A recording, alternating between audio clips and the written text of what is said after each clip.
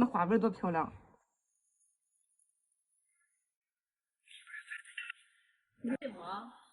我好东西。你把咱的下股东买了，俺哥回来给你打账。哎呀，打仗，我钱也不能买啊。他给你几万啊？我的500。行啊，我什么时候说给5万了？是你要5万。我要500，钱你可不买。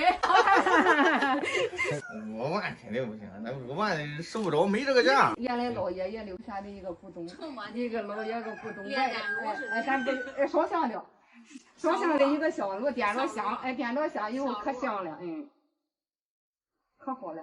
能吃啊？我给你出个价钱。多钱？行的话，咱就讲这留着。你现在你对于不懂的人，人家根本这个东西，你谁要啊？要买有来看的，那么些看的，便宜都不卖。那你肯定你要这个价，他们都吓跑了。吓跑了。我要是不懂，我也吓跑了。吓跑了再买给别人，便宜好东西不能变卖。你是你家宝贝呀？这是个好东西，一个古董。我让人家看，这人一个吹筒，一个没的。一个好的，原来一个古董。一个铜的。你反正个好东西啊！从这一边藏，从这边藏藏。这东西铜啊，你铜还能卖多少钱？就是这个古董啊，这个。是啊。这可不是这是古董。成龙吗？这都是我也不懂的，反正一个好东西。便宜了我不卖，贵了我都买。上面这个是个一个那个麒麟，不是麒麟，不是麒麟。我都住那个没东西，反正个好东西，反正以前这个一般人啊，以前是老爷爷那人，一般人的话都叫狮子，其实是什么呢？其实是酸泥。酸泥啊，好烟雾，龙之九子之一，它长得跟狮子，但其实它不是狮子，咱叫狮子也行，其实是酸泥。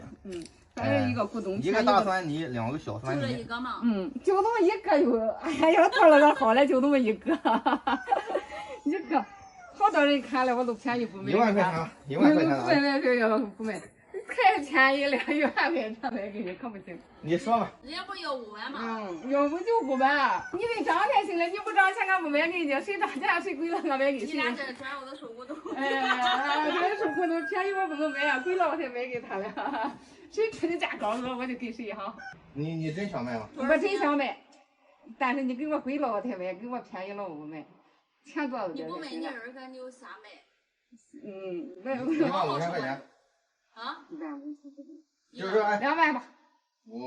我出到最高价了，因为这个是那时候叫安南，是就越南造的，做这个是中国的，你别说5万，你10万都不一定买得到。不可能是越南的，从俺家多少辈子的，从俺家房子。安南但是也属于中国的一部分，现在就是分出去了。哎，就这个意思。咱有没说嘛？安南窑，也属于中国文化的一部分，因为有很多可能就是说他们给我们进贡的。哎，那时候他们制作了进贡过来，所以说也属于我们中国的一部分。但是呢，相对来说的话，目前来说还不上架。2万块钱啊！你要说不缺钱，你要说不缺钱哈，你要以后放啊，比如说到你卖10万有可能。那多少年代了？有没说嘛？对，现在当时你得说那个价。行的话15000要。说2万吧。就15000多了，俺拿不着了呀。来，给你吧，你可买。你能吹了，真是。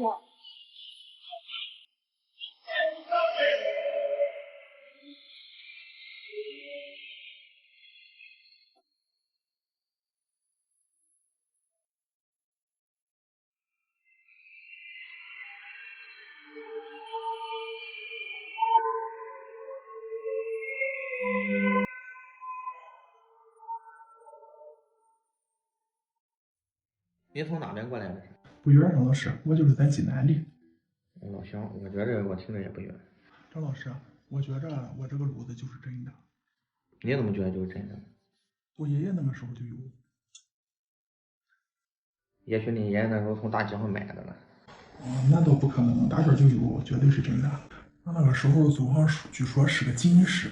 咱鉴定一件东西啊，不听故事，是看东西啊。我不管，就是说您爷爷那时候或者您祖上是干什么的，就是您得找我鉴定啊。就说万一是假的，您心里能接受？你放心，能接受。我说万一是假的呢？不可能，绝对是真的。那您知道绝对是真的呢，你还来找我鉴定干啥？是这样的，我朋友想要，他是你粉丝，说是您看过以后再要。我这正好也录着视频吧，拿回去让他看看。张老师，这个炉子一定是真的，在我家已经很多年了。咱不听那个哈，我基本上大体也看明白了哈。那我给您一个结果啊，如果是万一是假的啊，或者是任何结果，心里啊不舒服或者接受不了，我宁愿就说咱不去做这个鉴定，能接受吗？能接受。经我鉴定，恭喜，真的。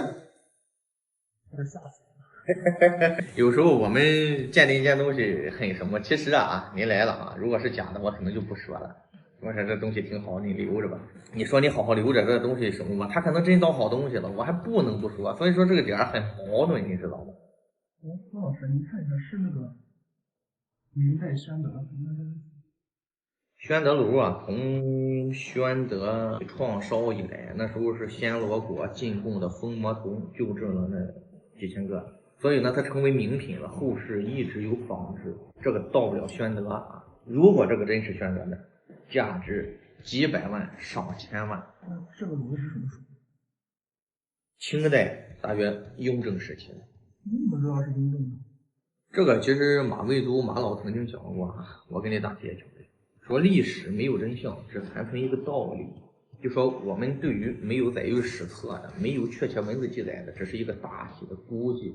那怎么去估计呢？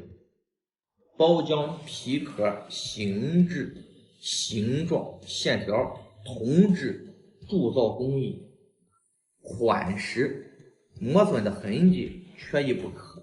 那么综合来看呢，这差不多就是一个雍正左右的。为什么说确定的这么细致呢？这里边是有个说法的。一般清早期的炉子呢，重心你看嘛，重心都比较靠下，而且呢，这个在故宫里有一个同款，这个重耳炉几乎跟它一模一样，包浆还没有它好啊。一些赞刻大清雍正年制，因为那个时候有写本朝款的，有写宣德的款的。第一呢，形状符合雍正时期的形状；第二呢，手头相对轻薄精炼，是因为雍正时候那时候禁铜。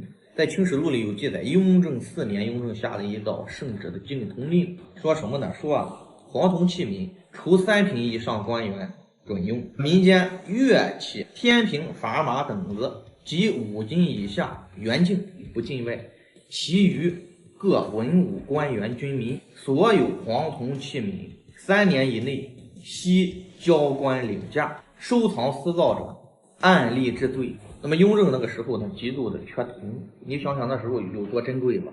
所以说这个东西级别非常非常高啊，真不错。你看，经过就是几百年来，这个都成咱说的例子出来了。所谓玉毫金缕之色，说的就是这熟分了，太熟分了。我们鉴定一个炉子的真假，第一就是这个包浆，这种包浆就很难做出来，它并不是均匀一致的，它是有过渡的。再一个，咱说这个铜质很熟分。再一个，你看这个底下这个磨粉非常非常自然，款式铿锵有力，这就是特别符合雍正时期那种风格。雍正那个时候审美很高精致干练厚重。你再一个你看这堂内咱说的，它的包浆和锈蚀特别的干爽，所以说这是非常难得的一个炉子。你卖给你那个朋友多少钱？这个挺漂亮，挺漂亮，真的挺漂亮。我也很喜欢这个炉子，说实话，我不夺人所好了。如果说他要是说，老师你讲的太专业了，以前也有讲过的，你有听过广东仔细专家就是术业有专攻行，不错的炉子，您再包好。我是收藏小哥，喜欢收藏，喜欢收藏背后的故事，请关注我，这么简单。